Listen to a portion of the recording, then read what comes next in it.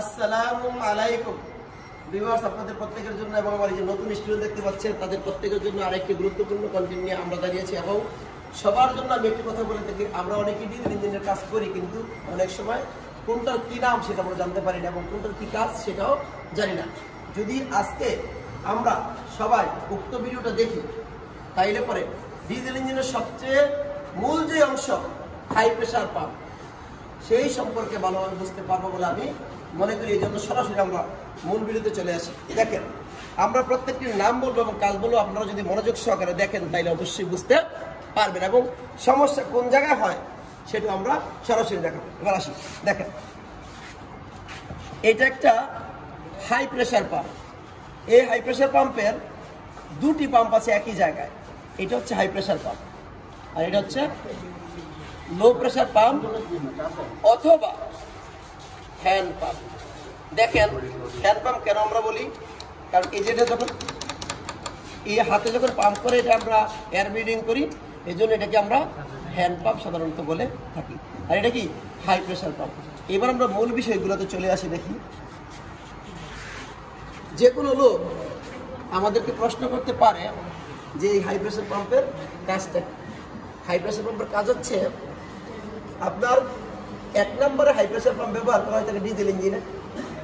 দুই নম্বরে কাজ হচ্ছে ইঞ্জিনের স্পিড, অর্থাৎ এখান থেকে ফুয়েল যাবে হাই প্রেশার ফুয়েলটা ইঞ্জিন সিলিন্ডার ডিজেল ইঞ্জিন সিলিন্ডারে প্রবেশ করবে এবং ইঞ্জিনের স্পিড করার জন্য সাধারণত এটা ব্যবহার করা হয়ে থাকে।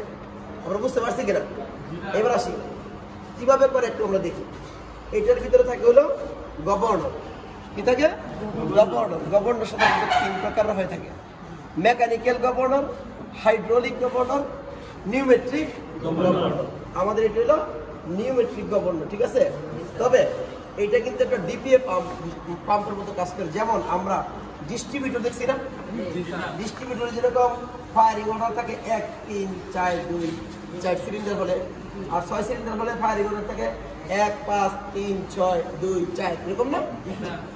এইটার ভিতরে distributor type high pressure fuel pump. এখন আসি, এটা হচ্ছে গভর্নর। এই গভর্নর আমরা যখন অ্যাক্সিলারেটর দেব, যখন অ্যাক্সিলারেটর আমরা দেই তখন এটা এরকম চাপ প্রয়োগ করে, তখন এই গভর্নরটা ফাঁকা হয়। যত বেশি আমরা অ্যাক্সিলারেটর দিই, একদম সামনে থেকে দেখাবো আমরা, যত এরকম অ্যাক্সিলারেটর দিলে যত ফাঁকা হবে এরকম, তখন হাই প্রেশার ফুয়েল ডিজেল নাকি ডিজেল ফুয়েল, তখন এই যে দেখেন এটা কিন্তু ক্যাম্পশিপ, তার ভিতর দিয়ে এই যে ইনলেট লাইন দিয়ে ইনজেক্টর হয়ে সিলিন্ডারের ভিতরে প্রবেশ করে ইঞ্জিনের গতি কম বেশি। বুঝতে পারছি কিনা? তারপরে আসি, তাহলে এটা কি দাঁড়ালো? গভর্নর। গভর্নর তিন প্রকার, আমরা সেটাও বলে দিলাম। তারপরে দেখো, তারপরে হচ্ছে এটা হচ্ছে এই যে এইটা ব্যারেল আছে না, ব্যারেল প্লাঞ্জার ব্যারেল অ্যাসেম্বলি নাকি? এখানে কাটা একটা দেখা যাচ্ছে, এটা দুটো মডেল সুন্দরভাবে দেখার সুযোগ আছে। এইটা দেখেন, এই যে এটা উঠানামা করে না, দেখেন এই যে আমরা যখন এটা ঘুরাবো, একজন ঘুরাবো, এখানে একটু ঘুরাও, দেখো আমরা যখন ঘুরাবো এটা উঠানামা করে। কিন্তু যখন এরকম ঘুরানোর পর উঠানামার পরে যখন অ্যাক্সিলারেটর দিবে এটা আবার ঘুরে, এই যে দেখো এই যে ঘুরে, এই যে এটা কিন্তু ঘুরে। এটা হচ্ছে, এটা কি প্লাঞ্জার আমরা বলি, এটা কি প্লাঞ্জার।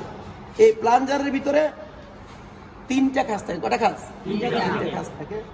একটা হচ্ছে খাড়া, অর্থাৎ উলম্ব কাজ, ঠিক আছে না? আরটা হচ্ছে হেলানো থেকে এরকম, তাইলে এই যে দেখো হেলানো, সরাসরি কিন্তু আসো সরাসরি দেখি। একটা হচ্ছে খাড়া কাজ, একটা হচ্ছে হেলানো কাজ, একটা হচ্ছে বলায়াকার কাজ, ভূমির মতন থাকে, ঠিক আছে? যখন এই খাড়াটা বরাবর হবে তখন কি হবে? ফুয়েল যখন খাড়া বরাবর যাবে তখন ইঞ্জিনের স্পিড বেড়ে যাবে। যখন হেলিক্যাল হবে তখন স্পিডটা আরেকটু কম হবে। যখন বলায়াকার কাজ বরাবর হবে তাইলে আরেকটু। এই বলায়াকার কাজটা সাধারণত ইঞ্জিন যখন আইডল অবস্থা থাকে, দাঁড়ানো অবস্থা থাকে, তখন সেটা ব্যবহার করা হবে। বুঝছি কিনা আমরা? তারপরে দেখো এইটা হচ্ছে কন্ট্রোল র্যাক। কি এটা? Control rack. শুধু এই জিনিসটা কন্ট্রোল র্যাক, এই যে এটা কন্ট্রোল র্যাক। আর এটা হচ্ছে কন্ট্রোল স্লিপ। ভালো করে খেয়াল করি, এটা কন্ট্রোল স্লিপ। কিন্তু এইটার ভিতরে দেখেন দাঁতের মতো আছে, আসেনি? দেখেন ভালো করে আমি কলম দিয়ে দেখাচ্ছি, এই যে দাঁতের মতো আছে না, এটাকে বলে টুথ কোয়াড্রেন্ট। টুথ 100 মনে থাকবে। তারপরে দেখো যখনই আমার এইটা এরকম ধাক্কা দিব, ঠিক আছে, ধাক্কার ফলে তখন এগুলা ঘুরার কারণে এই প্লাঞ্জার ঘুরে নাকি, প্লাঞ্জারটা যেখানে উঠানামা করে এটার ভিতরের অংশটার নাম হচ্ছে ব্যারেল। কোনটা খেয়াল করো, বারবার বলতেছি, এই যে এটা ভিতরেরটা, এটা কি ব্যারেল। ব্যারেলটার ভিতরে প্লাঞ্জারটা উঠানামা করে, আমরা বুঝতে পারছি কিনা। তারপরে আসো, তারপরে দেখো এই ভিতরের দিকে আছে কি ক্যাম্পশেপ। কি শেপ আছে? ক্যাম্পশেপ মনে থাকবে তো, এটা আমরা মাথায় রাখবো। ক্যাম্পশেপের পরে এটা হলো ক্যাম লুপ, খেয়াল করো ক্যাম লুপ। আর এটা হচ্ছে ট্যাপেট। এই ট্যাপেটের কারণে কিন্তু এটা যখন ঘুরাও, এটা একটু ঘুরাও, এই ট্যাপেটটা যখন চাপ দিবে, দেখেন চাপ যখন দিবে তখন কি হবে, তখন এই যে প্লাঞ্জার এবং ব্যারেল অ্যাসেম্বলি প্লাঞ্জার এরকম উঠানামা করবে নাকি। এইবার তাহলে আমরা উপরে যাই। দেখো এই প্লাঞ্জারের এখানে প্লাঞ্জার ব্যারেলের উপরে থাকে ডেলিভারি বাল্ব। কি বাল্ব? Delivery bulb. এই ডেলিভারি বাল্বের মাধ্যমে কিন্তু ফুয়েলটা সিলিন্ডারের ভিতরে হাই প্রেসারে যাবে। এরপরে আসেন, এটা হচ্ছে স্প্রিং। এটা কি স্প্রিং? ওই যে প্লাঞ্জার ব্যারেল অ্যাসেম্বলি স্প্রিং। আর এটা হচ্ছে, এটা কি ডেলিভারি বাল্ব।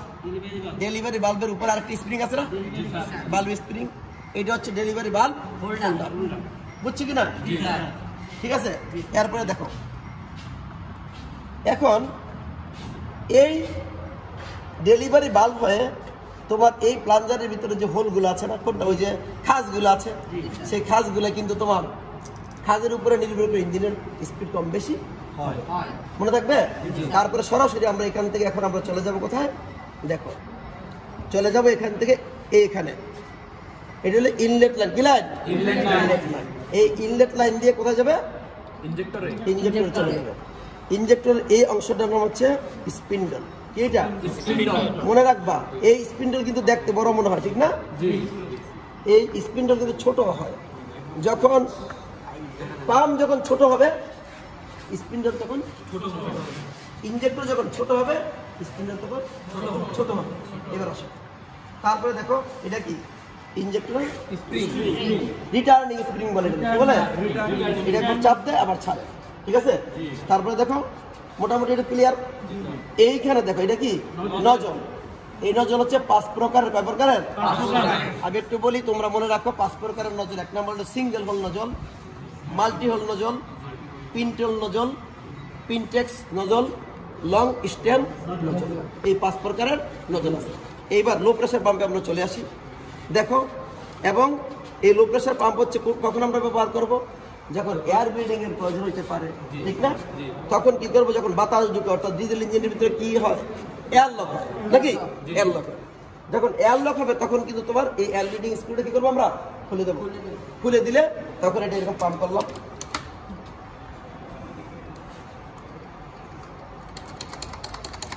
কি হবে? ফুয়েলটা পাম্প হবে। পাম্প হলে এখানে যাবে, বিভিন্ন লাইনে যাবে। তখন এই লাইনটা খুলে দিলে দেখবা তেল আর বাতাস বের হচ্ছে। এক সময় দেখবে শুধু তেল বের হচ্ছে, তখন এটা টাইট করে দিব, এটা টাইট করে দিব। দিলে পরে কি হবে? এয়ার ব্লিডিং হয়ে যাবে, ফলে ইঞ্জিন ভালো মতো চলবে। মোটামুটি এটা বুঝছি কিনা আমরা? মোটামুটি উক্ত ভিডিওটা দেখলে প্রত্যেকেই হাই প্রেসার পাম্প সম্পর্কে ভালোভাবে বুঝতে পারবে বলে মনে করি। ধন্যবাদ সবাইকে।